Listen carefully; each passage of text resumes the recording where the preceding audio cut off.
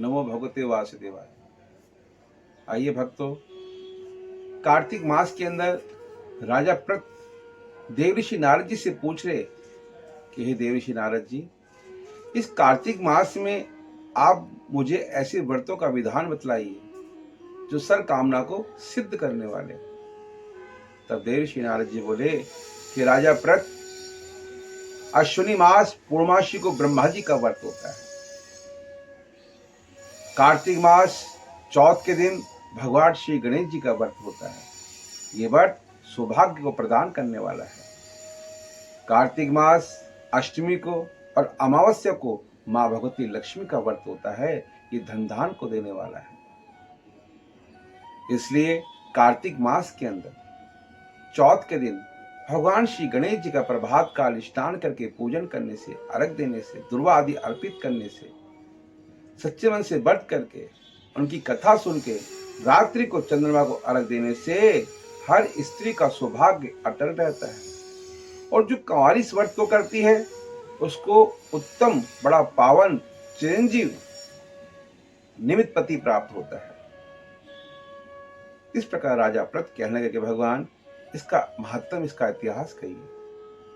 तब देवऋषि नारद जी कहने लगे कि राजा प्रत, एक समय सुधर्मा नाम का एक राजा था जो भद्रवती नगरी में रहा करता था। उसके 4 पुत्र थे, रविदत्त, सुशर्मा, जय शर्मा, शोभामान, और उसके वीरवती नाम की एक कन्या थी, एक पुत्री थी। कहते हैं कि सुधर्मा नाम के राजा ने अपनी पुत्री का विवाह देवव्रत के साथ कर दिया और वीरवती देवव्रत बड़े धूमधाम से, बड़े पावन रूप से अपने परिवार नगर में रहने लगे। समय बीता। एक दिन अचानक वीरवती के पति देवव्रत को एक सांप ने काट लिया और सांप के काटते ही उसकी मृत्यु हो गई। वीरवती रो रो चिल्लाने लगी, उसका कंठ सूखने लगा, आंखों के आंसू से अश्रु की धारा बहने लगी। कहा कि आज मेरे से कौन सा पाप हुआ है कि भगवान आज आपने मेरे पति को छीन लिया। इस प्रकार उसकी दारुण पुकार सुनकर उनके परिवार को पता लगा और उनके पिता सुधर्मा और भाई चारों वो भी वहां पहुंच गए। अपनी पुत्री को रोता देखकर पिता भी दुखी हो गए, विलाप करने लगे। उसी समय उधर से पुलस्त्य ऋषि गुजर रहे थे। पुलस्त्य ऋषि ने सोचा कि रोने की आवाज कहां से आ रही है। जाकर देखा तो वीरवती जोर जोर से दहाड़ मार के रो रही थी। उसके पिता सुधर्मा ने उस ऋषि को प्रणाम किया। कहा, पुलस्त्य ऋषि, आप तो त्रिकालदर्शी हैं। हे ऋषिवर, मेरी पुत्री से ऐसा कौन सा पाप हुआ है? ये मेरी पुत्री ने ऐसे कौन से पाप कर्म किए जिसके कारण बाल अवस्था में, कम उम्र के अंदर ये विधवा हो गई, इसकी पति की मृत्यु हो गई। हे भगवान, आप त्रिकालदर्शी बताइए। तब पुलस्त्य ऋषि कहने लगे कि राजन, आपकी पुत्री ने कार्तिक कृष्ण चौथ के दिन भगवान श्री गणेश जी का व्रत नहीं किया। जो स्त्रियां इस व्रत को नहीं करती उसका सौभाग्य अटल नहीं रहता। हे राजन, एक समय इसी व्रत को देवताओं ने भी किया था, क्योंकि दैत्यों ने देवताओं को पराजित कर दिया और देवता बड़े परेशान हो गए। देवता ब्रह्मा जी के पास गए, भगवान विष्णु के पास गए और ब्रह्मा और विष्णु आदि सभी देवों ने कहा कि अगर आपको दैत्यों पर विजय प्राप्त करनी है तो भगवान श्री गणेश का कृष्ण चौथ के दिन व्रत कीजिए। ये व्रत पूर्ण फल को देने वाला है।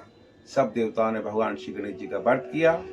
सब राजा, महाराजा और सभी देवता प्रबल हुए और सब ने दैत्यों में विजय प्राप्त कर ली। भगवान श्री गणेश बड़े प्रसन्न हुए। देवताओं, वरदान मांगो। देवता ने कहा, भगवान, आपने हमारे सारे संकटों को हर लिया, आप भी हमें कोई वरदान दे दीजिए। तब भगवान श्री गणेश बोले कि कार्तिक मास की कृष्ण को चौथ के दिन जो मेरे इस व्रत को करेगा, हमेशा उसे विजय की प्राप्ति रहेगी, और जो स्त्री इस व्रत को करेगी उसका सौभाग्य अटल रहेगा। जो कुंवारी कन्या इसको व्रत को करेगी उसको उत्तम, चिरंजीव आदि पति की प्राप्ति होगी।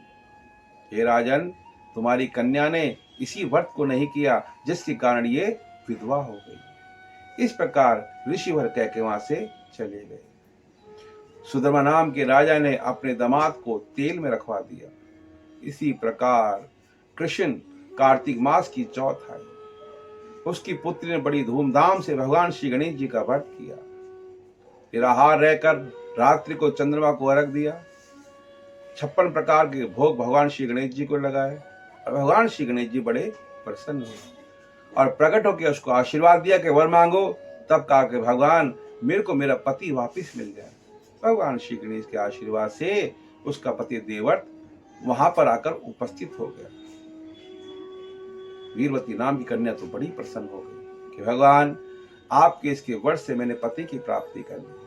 अब हमेशा मैं इस व्रत को करूंगी और मेरा सौभाग्य अटल रहे। इसलिए भक्तों, एक कार्तिक मास की चौथ जो होती है इस सौभाग्य को देने वाली है। जो विवाहित स्त्री इस व्रत को करती है उसका पति का सौभाग्य अटल रहता है और भगवान श्री गणेश रिद्धि सिद्धि धन धान और शुभ लाभ को देने वाले हैं।